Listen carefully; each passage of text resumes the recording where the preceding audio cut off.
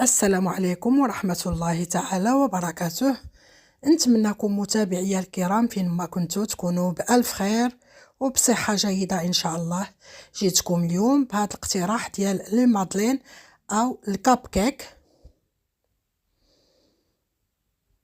أولا وقبل كل شيء اللهم صل على سيدنا ونبينا محمد عليه أفضل الصلاة والسلام. إن شاء الله نتمنىكم تجربوا هذا الكاب كيك ناجح، مقادير مضبوطة إن شاء الله. هي بجوج بيضات، غادي ندوزو للمقادير وطريقة التحضير. عندي جوج بيضات، أكيد غادي نغسلوهم قبل ما نستعملوهم. في واحد الصالاديين اللي غنقدروا نحركوا فيه هذا المادلين ديالنا. هنا كاس الا ربع ديال السكر، ممكن تزيدوا ممكن تنقصوا، المهم السكر حسب الذوق وحسب كل واحد وشنو كيبغي. هنايا معلقه صغيره د الملحه ولا قبيصه د الملحه، وهذه سكر فانيليا ساشي تقريبا 7 غرام ديال سكر فانيليا. غادي نطرب داك البيض مع السكر حتى تيذوب السكر مزيان. في هذه المرحله ممكن تستعملوا هذاك الخلاط الكهربائي.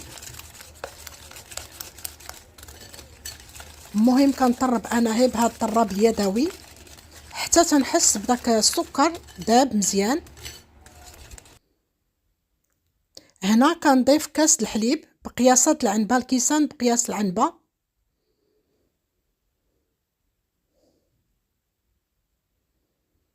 وكنضيف نص كاس بقياس العنبه ديال الزيت النباتيه اللي هي الزيت الروميه. كنطرب هادشي كلشي، هاد المواد هادو باش تنسجم. وهنا غادي ندوز غنحتاج جوج كيسان بقياس العنبه ديال الدقيق الابيض. كندير الكاس الاول وكنحاول ندخلو في ديك العجينه ديال المادلين، ومن بعد كنضيف الكاس الثاني مع خميره الحلويات. هذا الكاس الثاني، جوج كيسان كيدخلوا لنا لهاد لا كونتيتي د البيض. هنايا عندي 11 غرام ديال خميره الحلويات. بالنسبه للمغرب ممكن ديروا ساشي ونص، لان عندكم 7 غرام في المغرب. حنا هنا عندنا 11 غرام، يعني 11 غرام كتدخل في هاد لا كونتيتي د البيض ديال جوج بيضات. ضرفت داك الكاس الثاني ديال هذا ديالي الدقيق الابيض وكنطرب كلشي. المهم بحال التطراب اللي كنوجدوا به الكيك.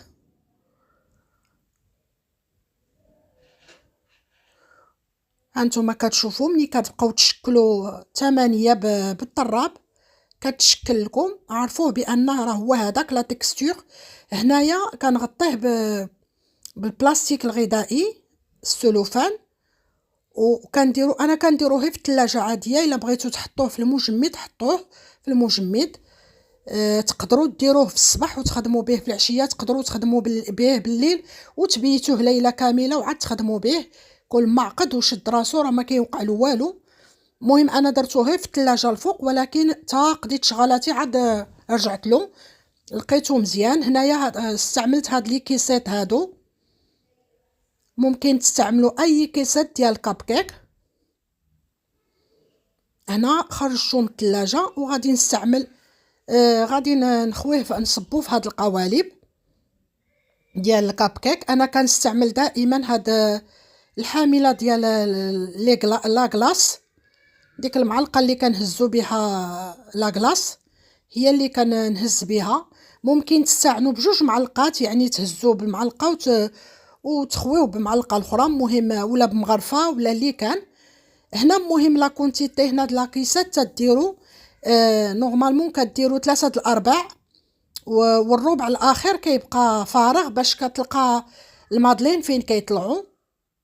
يعني ما تعمروهمش بزاف وما تخليوهمش عاوتاني هين صاصين لتحت باش يطلع لكم ويجي مفشفش. تيجي مفشفش ديجا هو، هي باش يطلع داك هذا كيلقى فين كيطلع المادلين او الكاب كيك تيلقى فين يطلع. المهم غادي نصبو في هاد القوالب. انا هاد القوالب عندي 10 ديال الحبات. الباكيه كتكون فيها 10 د الحبات. هاد لي كيسات زويونين، المنظر ديالهم زويون. انا كنت تندير هذاك ديال البابي ديال الكاغيط، دابا وليت تنشري هادو. هنايا عندي بيبيت شوكولا، حبيبات الشوكولا. كندير واحد شويه ديال الدقيق هي باش داك لي بيبيت فاش يدخل الفران يبقى لي في الوجه ما يهبطش لتحت.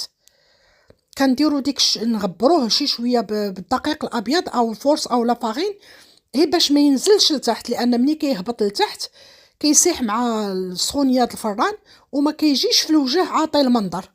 المهم كنديروا له ديك الدقيق، شي شويه الدقيق باش كيبقى لنا في الوجه د الكاب كيك ديالنا. انا راه ديجا مشاركه معكم هاد الكاب كيك يعني بزاف د المرات، واليوم دابا شاركتو معكم درتو وانا بغيت نشاركو معكم. هو هادو لي كاب كيك. الفران هنا راه سخون على درجه حراريه 170 درجه حراريه. كندخلوه غير في الوسط كيطيب.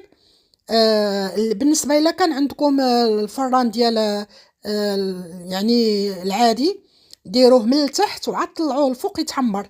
انا عندي فران غازي كنديروه في الوسط وكنشعل نخدم الفرفاره وصافي. ملي كنشوفو طاب وطلق الريحه، كتطلق الريحه كوم كوا راه عطى الريحه ديال الطياب صافي، وكيتحمر كياخذ هذا اللون هذا وكنخرجوه كيجي زوين. وهاد جربوها البنات بهاد المقادير، كيجي بحال الكاب كيك المادلين اللي كنشريو من المحلات ومن المتاجر التجاريه او ديال على برا. كيجي مفشفش وكيجي خفيف. انا غادي ندوز وغادي نحل معكم وحده وتشوفوا الداخلاني ديالها كي داير.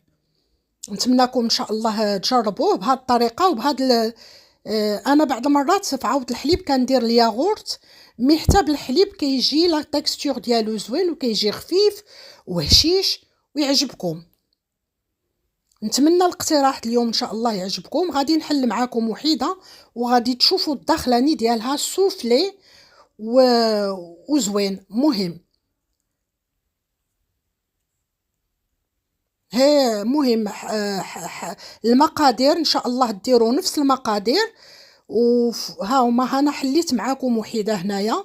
وخليو الكاب كيك فين يطلع، خليو له بليصه فين يطلع. انا راه بعض المرات تنعمرهم حتى تلقاه فاضلي في الفران. المهم ها نتوما شوفوا لا تيكستور كي كيجي بحال الكيك او البانكيك ديال المادلين ديال المحلات. تيجي خفيف وهشيش، وواخا كيطول كيبقى زوين. ممكن تحتفظوا به في الثلاجه، ممكن تحتفظوا به على برا. هذا اقتراحي اليوم نقول لكم. الى اللقاء، مع السلامه في فيديو اخر.